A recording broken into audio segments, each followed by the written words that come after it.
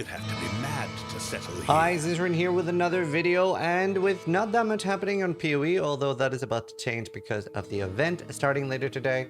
I have been filling some time by playing Project Diablo 2, which is a mod for Diablo 2. So this is not for the D2 Resurrected graphics, because Blizzard doesn't want any mods in multiplayer there, although somebody has like cracked or hacked a way to do peer-to-peer connections there, I think. So there might be mods happening for D2R now. But either way, Project Diablo 2 is what I and Steel and a few other people have been playing. And honestly, I was not planning on playing this until it had D2R graphics. But then Rise convinced me anyway. So I just wanted to make a quick video about like what it is, how it works, and it was a surprising amount of fun. I think I played for like 6 days, 7 days before I was like, I'm a little bored now. And I honestly think if I played at launch, I probably would have just played till now still. Because I started 4 or 5 days late. So I probably would have played like 11 days, 12 days, something like that. But I want to go over my characters and stuff like that and what's different in the mod from normal Diablo 2. So while I was playing, a lot of people kept asking, why aren't you playing Diablo 2 Resurrected? And well, Diablo 2 Resurrected hasn't really had much change since the original D2 that we all grew up and knew and loved playing. And like the only difference is there you have the Sunder Charms, which is great. I actually like those because I don't like immunities. And then you have the Terror Zones. Whereas in Diablo 2, there's so many changes. And it is multiplayer, it is online, it's a big community, a trade website, everything like that. And I started out with I wanted to try something different than what I usually do. Normally I play a Hydrosorc with teleport, and now I played Hydrosorc with Inferno for lowering the fire resist of the monster. So I played the same thing I always am. A lot of items are changed from the normal game. There's a lot of balance changes. There's just a lot of changes in general. There are new skills, like for example combustion. You have ice barrage. Like there are new skills in this for most classes, if not all. I mean, I only played assassin and sorc, so I don't really know. But yeah, loads of new things, loads of new items, new balance. Like in normal D2, there's an item called Spirit, which is incredibly powerful. Like that is nerfed, which actually frees up the itemization. It makes like 5 to 10 other weapons doable, and it doesn't just become like the default use for every single build early on. So it's really cool. Like a lot of things are exciting, especially early to drop. And you have like, obviously you have runes like normal. Instead of cubing them with perfect gems to upgrade, you cube with a key. So a lot of things are just like, there's loads of quality of life. It's just better. I really enjoyed it. And I have played Path of Diablo before, another mod, but this was my first time playing Project Diablo 2. And similar to Path of Diablo and Path of Exile, these have Vol Orbs, which are Worldstone shards. So you basically can cube it and it can get something nice. Or something bad, like it can brick. And you can even you can wall most things. You can wall maps, and yeah, there are maps in this. So unlike original Diablo 2, where the endgame is just doing things like Mephisto, Duriel, etc., you actually have maps. You have endgame maps. You have all of these. There are probably a few more that I haven't dropped as well. We have loads of maps. So you have tier 1, 2, and 3. Tier 3 is generally not done that much on hardcore, and I think there's something about tier 4 dungeons too. I don't fully know how that works. I didn't even do everything in the mod yet. There are Uber bosses. Do I have any? I don't have pure demonic essence, but you get a pure demonic essence, something, so black soulstone, and whatever drops from Diablo, I always forget. But you get 3 items that you can farm, and you spawn clone of Diablo, which is a really cool fight. I'm gonna see if I can find it. So here is me doing declone, and it actually has 3 difficulty. It has like tier 0, which is just like when you first make it, but you can actually cube it twice for tier 1 or tier 2, and it actually has like a tier 0, it drops Annihilus or whatever, like the charm that goes +1 all skills, etc. It's really strong. And tier 0 is very easy. I actually did that no problem. And here you can actually see that I'm doing tier 1, which was incredibly hard. I don't even know. This might be tier 0. I can't remember. I thought it was tier 1 though. We'll see when he spawns skeletons. So there's loads of different phases, and it's, oh yeah, this is tier 1, because usually. On tier 0, I use like no rejuves. And I barely did this fight. It was really hard.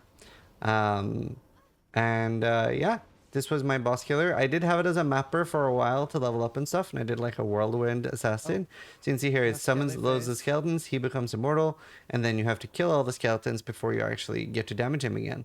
And they've changed the fights. You can't do like the Cloak of Shadows or whatever. The blind spell doesn't work anymore, so it is actually quite hard. Like normally I would just blind the archers and then nuke everything down, but yeah, they made it a bit harder. So and tier 2 is apparently something people only do on hardcore to get like the achievement of doing it. You don't actually farm it on hardcore.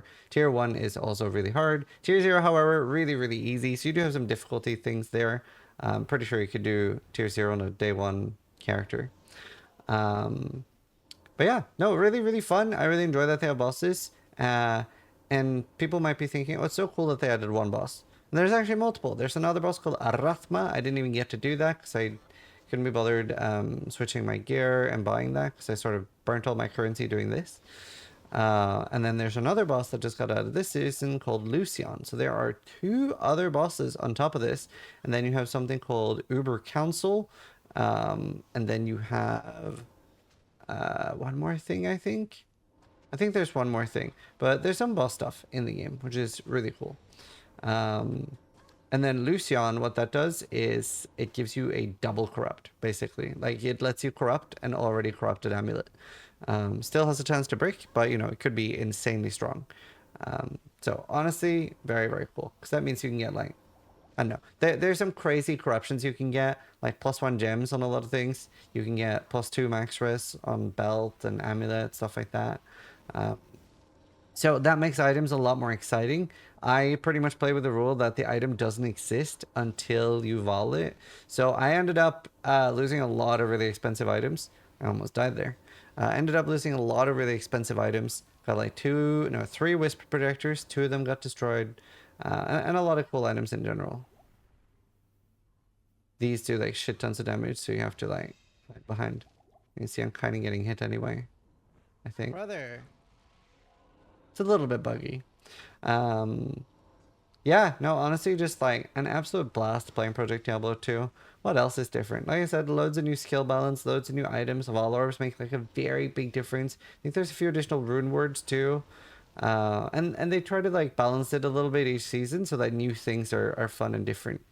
So for example, apparently Hydra was really strong last season, so I should have played then. And this season it was not.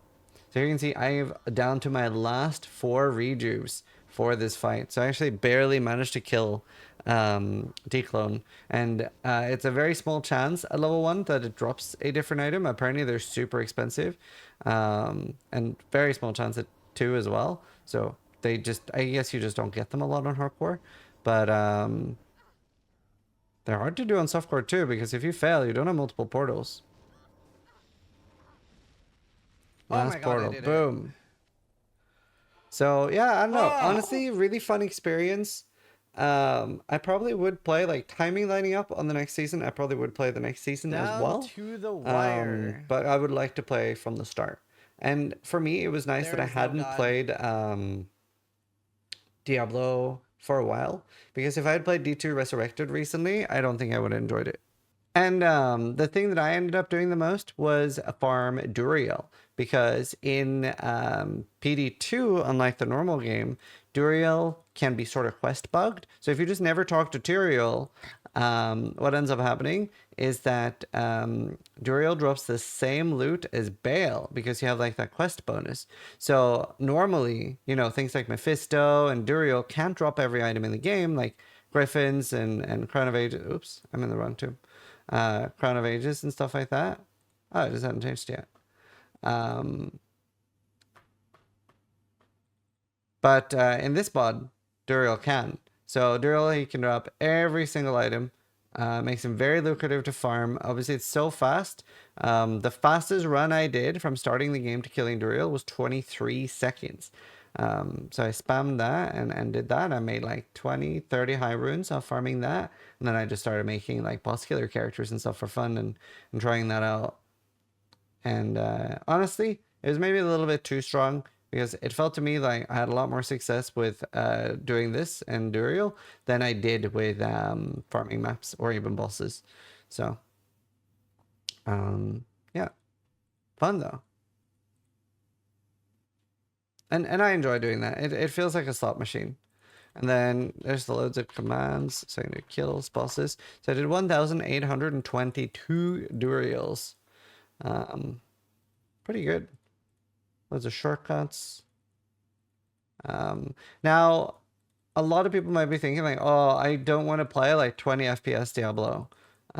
This is actually 144 FPS Diablo. They have loads of extra settings. So I have 144.